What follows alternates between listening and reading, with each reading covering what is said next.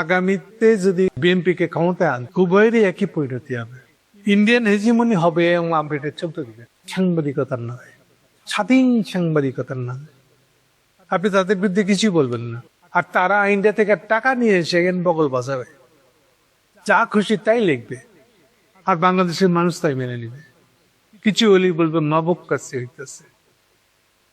সোজা হিসাবটা হলো, সরকারে যেই থাকবে তার কাজ হলো ইন্ডিয়ান হেজিমনি রক্ষা করা থেকে বাংলা।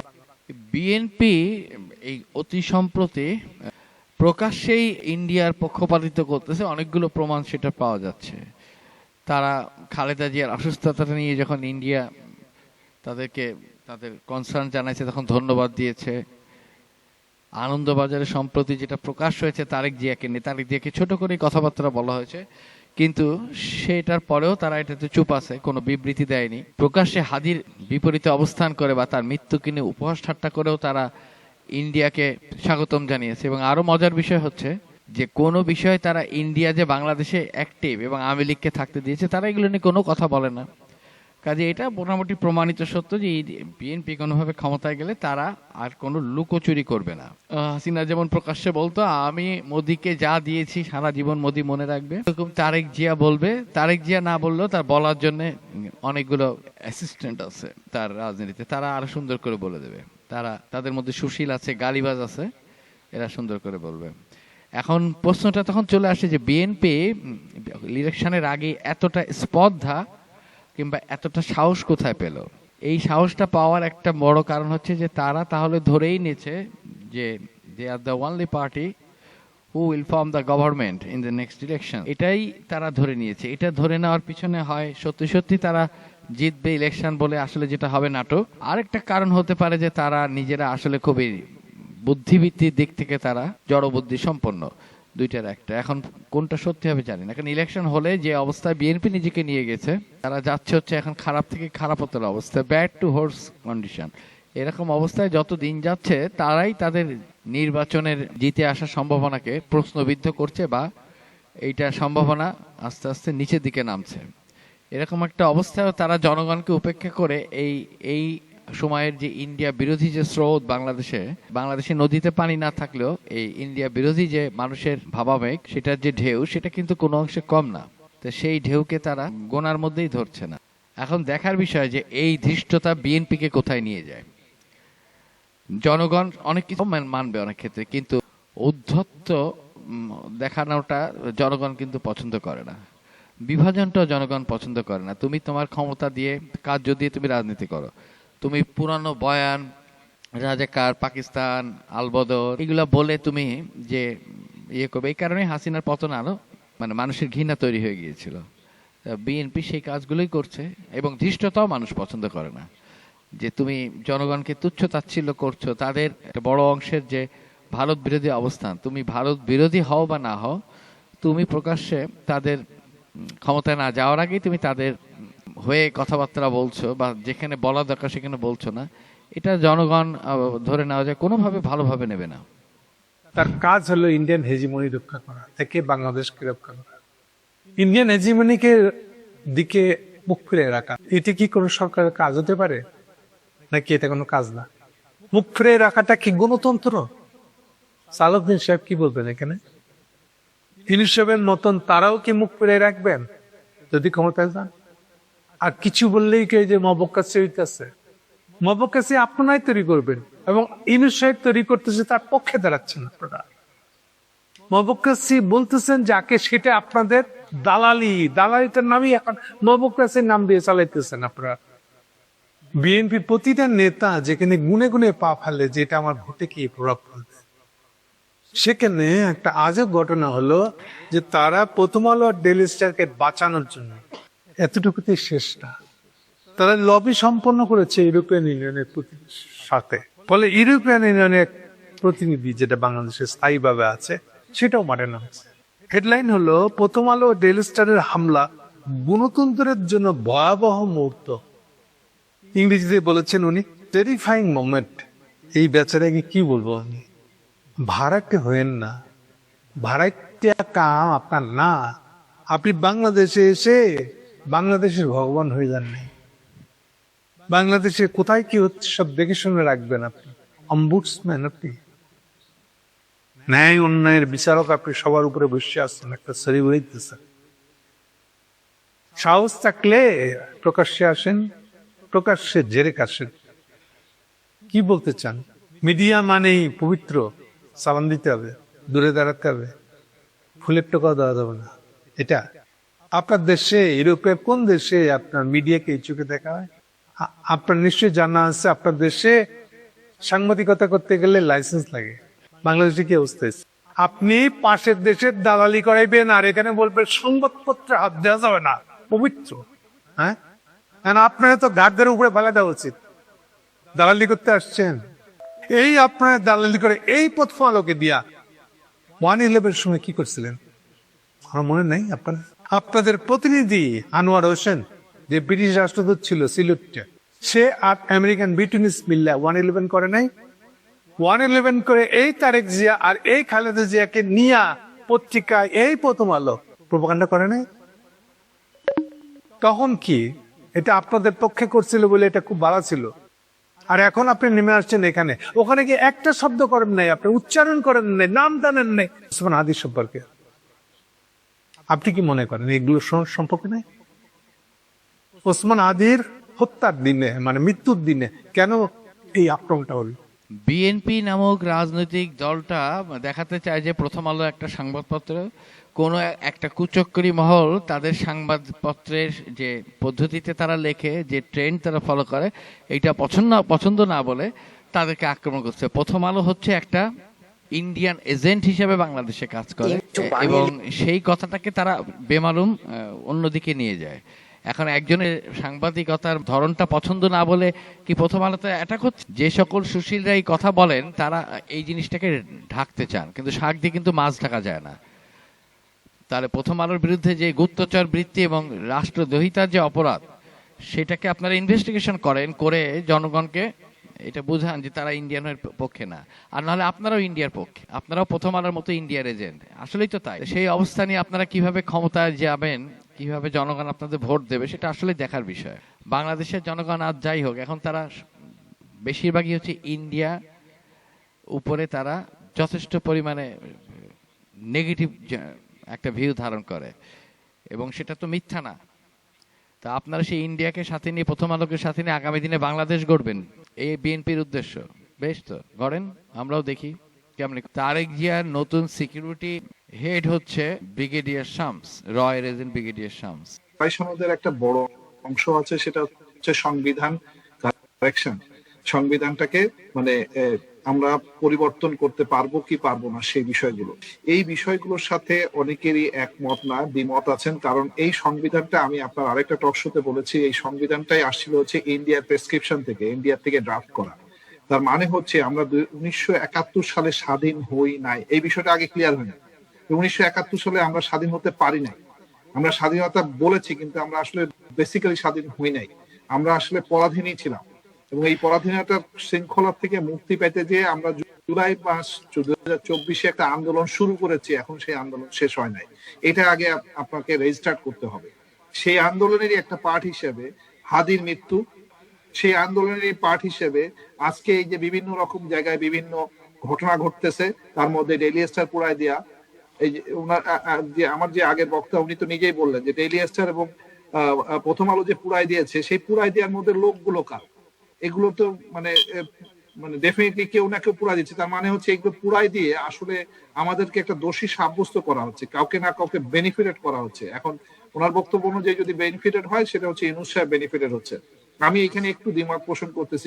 ইউনূস সাহেব যদি বেনিফিটেডই হন, ধরে নেন যে উনি একটা সরকার ইলেকশন বাদ দিয়ে যে আরেকটা সরকার গঠন করবে, উনি চাইলে এটা পারবে? আমাদের এই যে ছাত্র জনতা তাকে কি এটা গ্রহণ করবে? যদি গ্রহণই করতো, তাহলে তো বিপ্লবী সরকারই আমরা নিতে পারতাম। তাহলে তো বাই দিস টাইম আমাদের বিডিআর এর মানে বিচার ব্যবস্থাটা হয়ে যেত।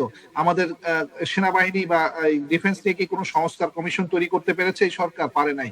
আপনি কি মনে করেন যে নেক্সট ইউনূস সাহেব আসলে সেই সংস্কার কমিশনটা করতে পারবে? যদি করতে পারে, তাহলে তো আমি সেখানে সমর্থন করব।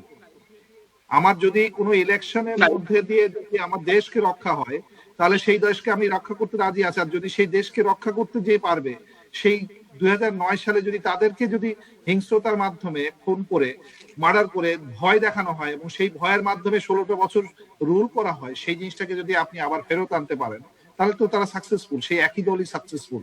আমি কি সেই একই দলকে নিয়ে আসবো নাকি আমি ভিন্নতার দিকে আঁকবো, আমি একটা সঠিক পথের দিকে আঁকবো? যদি সঠিক পথের দিকে হাঁটতে চাই তাহলে আমাদেরকে গণভোটটা হতে হবে, আমাদেরকে এই ইলেকশনটা সঠিকভাবে হতে হবে। এখন আসেন আমাদের আসলে মূল আলোচনার মধ্যে আমরা একটা বড় পার্ট মিসিং করে গেছি, সেটা হচ্ছে আমাদের সবচেয়ে বড় দল এই মুহূর্তে বাজারে হচ্ছে বিএনপি। বিএনপির যদি দলীয় নেতা হন তারেক রহমান সাহেব, আমি এর আগের আপনার টক শোতে বলেছিলাম যে তারেক রহমান সাহেবকে এই মুহূর্তে বাংলাদেশে থেকে এই জনগণকে একত্রিত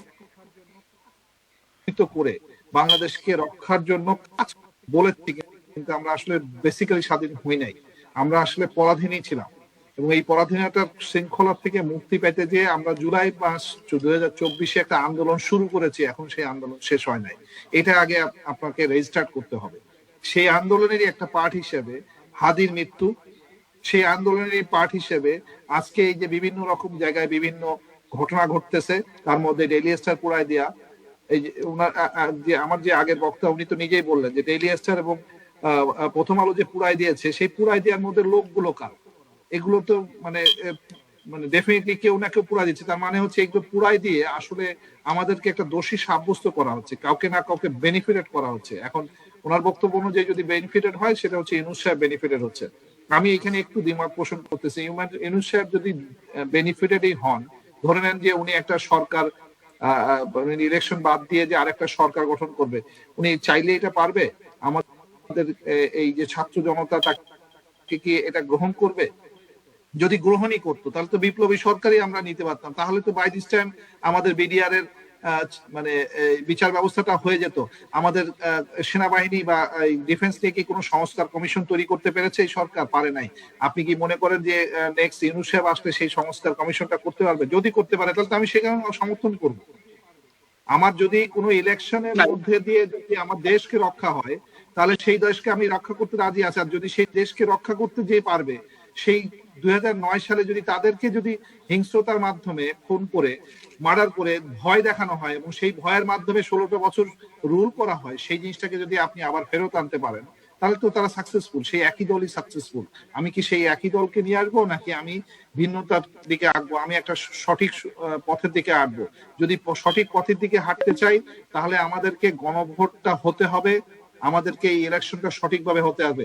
এখন আসেন আমাদের আসলে মূল আলোচনার মধ্যে আমরা একটা বড় পার্ট মিসিং করে গেছি, সেটা হচ্ছে আমাদের সবচেয়ে বড় দল এই মুহূর্তে বাজারে হচ্ছে বিএনপি।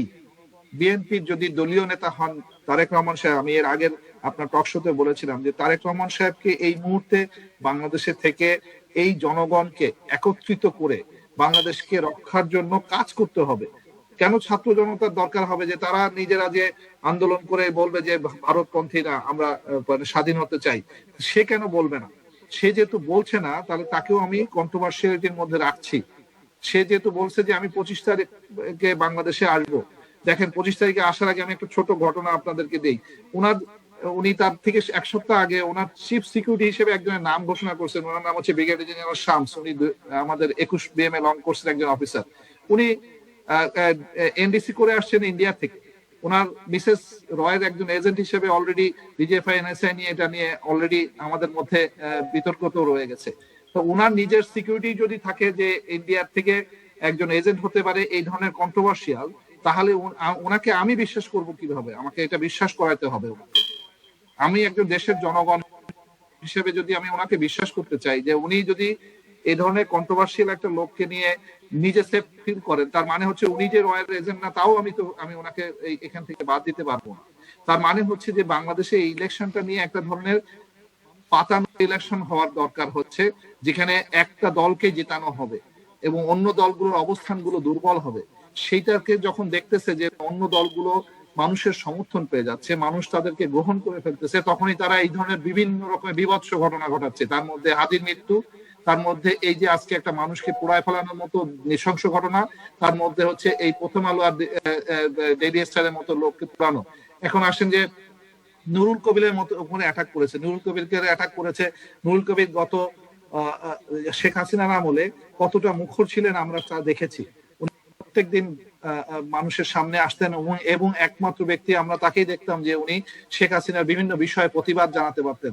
কিন্তু গত 1-1.5 বছরে উনাকে আমরা দেখি না কেন? কোথায় আছেন উনি?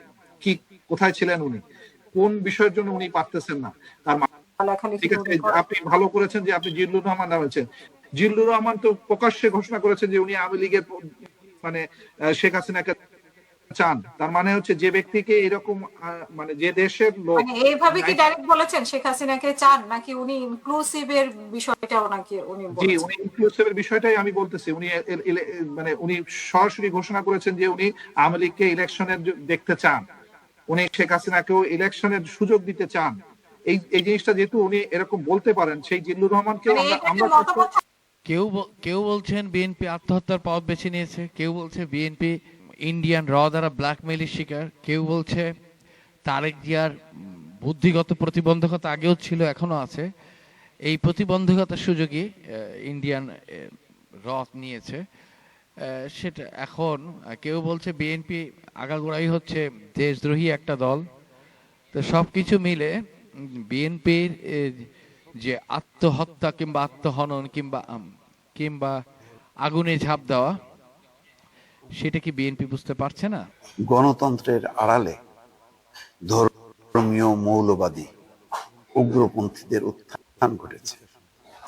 বিএনপি সম্ভবত বিপদটা টের পেয়েছে একটু বিলম্বে। কিভাবে টের পেল এবং কি করা উচিত ছিল, দর্শক একটা ছোট্ট বিশ্লেষণ করি।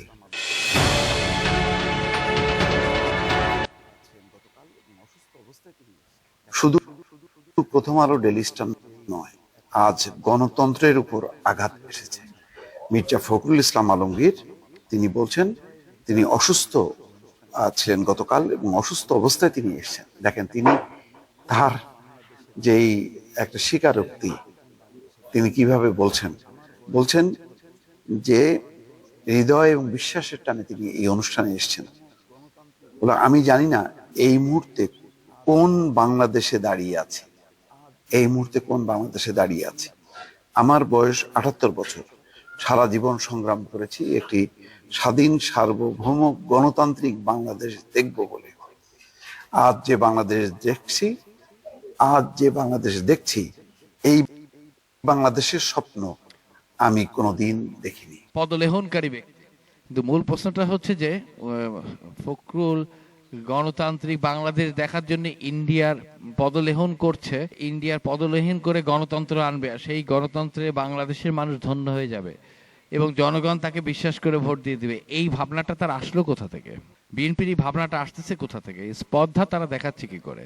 তবে এটার উত্তর কিন্তু তারা খুব ভয়ঙ্কর ভাবে ভোটের মাধ্যমেই পাবে। ভোট যদি হতে না দেওয়া হয়, তাহলেও বিএনপি কি পারবে এই উত্তাল সমুদ্রের যে জোয়ার তরুণদের, তাদের মধ্যে অবশ্যই একদল ইসলামিক রাষ্ট্র চায়, সেটা অবশ্যই একটু ভয়ঙ্কর বিষয়। সেটা থেকে তাদেরকে নিবৃত্ত করার মতো কোনো নেতৃত্ব এখানে নাই। কিন্তু তারা যে জিনিসই চাক, তারা কিন্তু বাংলাদেশ নামক রাষ্ট্রটাকে বাংলাদেশ নামক রাষ্ট্রই বানাতে, এখানকার জনগণের শান্তির জন্য তাদের পদ্ধতি হতে পারে ধর্ম। অন্তত সেটা বিএনপির থেকে তো ভালো যে একটা দেশের ইন্টেলিজেন্স এজেন্সিকে ধরে আমরা ক্ষমতায় যাব, তাদের দেওয়া সিকিউরিটি যে অ্যাডভাইজার তাকে নিয়োগ করব এবং প্রকাশ্যে জনগণের যে ইন্ডিয়া বিরোধী অবস্থান ইন্ডিয়ার কর্মকাণ্ডের কারণে সেটাকে আমরা ইগনোর করে যাব। এই স্পর্ধা তো জামাত ইসলামী অথবা এই নতুন প্রজন্ম যারা ইসলামিক ভাবধারায় উজ্জীবিত, তারা তো এটা দেখাচ্ছে না এবং তাদের ইন্টেনশন তো খারাপ না। তারা তো ধর্ম, যদিও তারা ধর্ম ব্যবহার করছে, কিন্তু ধর্ম ব্যবহার করে তারা তো এই দেশকে অন্য দেশ বানাই দিচ্ছে না, মানুষের কল্যাণের জন্যই করতেছে। তো এটুকু বিশ্বাস তো করাই যেতে পারে, কারণ তারা রাস্তায় নেমে হাসিনার বিরুদ্ধে যুদ্ধ করেছিল, বিএনপির কঠার নেতা রাস্তায় নেমেছিল। তারা তো তাদের নেত্রীদেরকে বাঁচাতে পারে না, তারা তাদের নেত্রীকে বাঁচাতে পারেনি, তাদের নেতাকে মেরে ফেলেছে, কিন্তু সেটাও তারা মুখ দিয়ে বলতে পারেনি। হাসিনার মতো, হাসিনা যেরকম ওই স্বামীর শ্বশুরবাড়ি এবং স্বামীর নাম মুখে আনতে পারতো না, বিএনপির সাথে ইন্ডিয়ার সম্পর্কটা কি সেটা তারেক রহমানকে বলতে হবে। হাসিনা তো বলেছিল যা দিয়েছি ইন্ডিয়া মনে রাখবে, আর বিএনপি তো ক্ষমতায় যাওয়ার আগে থেকেই দেওয়া শুরু করেছে। শেখ হাসিনা তো ক্ষমতায় যাওয়ার পরে এক একটা, কখনো বিডিআর হত্যা করে, কখনো তাদেরকে পোর্ট দিয়ে, কখনো তাদেরকে কারেন্টের ইলেকট্রিসিটি তৈরির পারমিট দিয়ে নানা কিছু দিয়ে তারা তাদের করেছে, কিন্তু বিএনপি তো আগে থেকেই করছে এবং অদৃশ্যভাবে করতেছে। এরা ক্ষমতায় গেলে বাংলাদেশের মানুষকে কোন জায়গায় নামাবে সেটা চিন্তার বিষয়, আমাদেরকে ভাবতে হবে। আপনার হুঁশ নাই, আপনি দিবেন আপনার দেশে আরেকটা পাশের দেশে এসে আপনার মিডিয়াকে ইনফ্লুয়েন্স করলে আপনি দিবেন? আপনি খবর রাখেন যে বাংলাদেশে কোনো মিডিয়া নিজের পয়সায় নিজে চলতে পারে না? এই মোদি হোল ইন্ডিয়া সমস্ত পত্রিকাকে পয়সা দিয়ে কিনছে, দুইটা একটা বাদ কি আছে খালি ওই ওয়াইন পত্রিকা WIRE আর এই কারাভান দুই একটা ছোটখাটো পত্রিকা বাদে সবগুলোকে সে কিনছে পয়সা দিয়ে। এটা জার্নালিজম? জার্নালিজমের সঙ্গে শিখাইতে আছেন আপনি? বাংলাদেশের আপনি টেরিফাই বুঝেন এগুলা? আপনার দেশে টেরিফাইং কাণ্ড করতে দিবেন আপনি? এই দালালি সাংবাদিকতা চলতে দিবেন আপনি? আপনি কি মনে করেন আপনার বিরাট কুতু হয়ে গেছে? আপনাদের দুর্গ ধসে পড়তেছে, আপনি কি মনে করেন খবর রাখি না আমরা? ইউরোপের বাজার নিজের অর্থনীতি ধসে পড়তেছে, এই জন্য সব দালালি করতে আসছেন আপনি। এগুলা ইন্ডিয়ান দালালি করবেন বাংলাদেশে বসে, এই জন্য ইন্ডিয়া আপনাদেরকে ব্যবসা এত মিছা কথা দিয়ে ভর্তি, এত কন্ট্রাডিকশনে ভর্তি, এত বাটপাড়িতে ভর্তি যে এইটারে হুতায় দেওয়া পানি ভাতের কাজ। বদরুদ্দিন ওমরই কইছেন যে 71-এর ইতিহাস 90% মিছা কথা। এই ইতিহাস আর চেতনারে উড়ায় দেওয়া, জয় বাংলা কইরা দেওয়া বা হাতের কাজ। 71-এর নৌকায় বৈশা আওয়ামী লীগ যে কিনা 71-এর ফার্স্ট ডিভিশনের প্লেয়ার সেই ডুবিছে, আর 71-এর সেকেন্ড ডিভিশনের প্লেয়ার বিএনপি আরো ডুববি। এখন অনেকে কইতে পারে তাইলে আমরা 71 নিয়ে করমুটা কি? এর কথা কমু না? অবশ্যই কমু, অনেক বেশি কমু। 71-কে একটা বিগেস্ট হিস্টোরিক ইভেন্ট হিসাবে আমাদের লেন্সে পাঠ করা লাগবে, আমাদের নিজেদের চোখে দেখা লাগবে, ইন্ডিয়ার চোখে না, আওয়ামী লীগের চোখে না, বাটপাড়ি আর মিথ্যাচারের লেন্সে না। তাহলে সেটা কেমন হবে? কোন লেন্সে? আমাদের নিজেদের লেন্সে, আমাদের নিজেদের চোখে। আমাদের নিজেদের চোখে দেখাটাই সারা দুনিয়া নেবে, বাংলাদেশের বেশিরভাগ মানুষ নেবে। আপনারা দেখেছেন 1971 নিয়ে 6 দফা নিয়ে ভাষা আন্দোলন নিয়ে আমি মেলা বাংকার ব্লাস্টার এপিসোড করেছি, আমারে গেলাইছে অনেক, কিন্তু পাল্টা আর্গুমেন্ট কিন্তু কেউ তুলতে পারে না। আজকেও আমি মানে হইতেছে 1971-এর ক্ষত হাতে আর 2024-এর ক্ষত পায়, তাই তো? আপনারা হাত হারানো মুক্তিযোদ্ধা দেখেছেন জীবনে? কদাচিৎ দেখতে পারেন, আমি দেখি না। যা দেখেছি সবই পা হারানো যুদ্ধাহত মুক্তিযোদ্ধা। সেলিব্রেটেড কর্নেল তাহের, উনি ছিলেন পা হারানো মুক্তিযোদ্ধা। পুনর্বাসন কেন্দ্র শ্যামলীতে যেটা ছিল এখনো আছে, সেইখানে থাকতেন যুদ্ধাহত মুক্তিযোদ্ধারা। সকালবেলা ওনাদের হুইল চেয়ার নিয়ে বাইর হইতেন, শহীদ মিনারে আসতেন, স্মৃতিসৌধে যাইতেন, সবাই পা হারানো। এইটা সাহেব যুদ্ধাহত মুক্তিযোদ্ধা লিখে সার্চ দেন না গুগলে, দেখেন সবাই হুইল চেয়ারে। এইটা যুদ্ধের স্বাভাবিক ক্যাজুয়ালিটি। যুদ্ধে পা হারায় বেশি যুদ্ধাহতরা। তার মানে এরা মুক্তিযুদ্ধ বলে বলে চিৎকার করবে, কিন্তু রিয়েল মুক্তিযুদ্ধ জিনিসটা নিয়ে গভীর বোঝাপড়া নেই, দরকারও নাই। কারণ ভোটের জেতার জন্য তো এটার কথা কইতেছে, জামাতকে হারানোর জন্য এই কথা কইতেছে। মাথার মধ্যে এটা নাই কি বলে জামাতের শক্ত রাজনৈতিক বিরোধিতা করা যায়। ভোটের জন্য কিন্তু আসলে রাজনৈতিক বিরোধিতারও দরকার নাই। আপনারা হাদির ক্যাম্পেইন দেখছেন না? হার্ডকোর পলিটিক্স নিয়ে ক্যাম্পেইন করছে। এরা টাকা দিয়ে নমিনেশন কেনে, টাকা ছড়া ইলেকশনে যেতে, তারপরে 5 বছর ধরে লুটপাট করে। তার জন্য দরকার কুইক ফিক্স, সহজে করা যায় এমন রাজনৈতিক খাবার, ইনস্ট্যান্ট নুডলের মতো। তাই বিএনপির বুদ্ধিজীবীরা হাজির করছে মুক্তিযুদ্ধ, এই দিয়া জামাতরে ঘায়েল করবে। আওয়ামী লীগ 71 দিয়া ফ্যাসিবাদের বৈধতা উৎপাদন এর সঙ্গে সম্পর্কিত যত প্রগতিশীল চিন্তা চেতনা আছে, গণতন্ত্র পরায়ণ চিন্তা চেতনা আছে, এগুলোর যে বিকাশের ক্ষেত্রে যে সমস্ত প্রতিষ্ঠানগুলো কাজ করেছে তাদের উপর আক্রমণ করছে, এবং সবচেয়ে বড় কথা বলছে নির্বাচন তাদের প্রয়োজন নাই। জামাত ইসলাম এবং তাদের বন্ধুদের কেন নির্বাচন প্রয়োজন নাই এটা আমরা জানি। একই সঙ্গে জানি অধ্যাপক ইউনূসের সরকারের মধ্যে এখনো পর্যন্ত জোর করে ক্ষমতাকে, নির্বাচনকে পিছিয়ে দিয়ে ক্ষমতাকে প্রলম্বিত করে এগুলোর যে বিকাশের ক্ষেত্রে যে সমস্ত প্রতিষ্ঠানগুলো কাজ করেছে তাদের উপর আক্রমণ করছে, এবং সবচেয়ে বড় কথা বলছে নির্বাচন তাদের প্রয়োজন নাই। জামাত ইসলাম এবং তাদের বন্ধুদের কেন নির্বাচন প্রয়োজন নাই এটা আমরা জানি।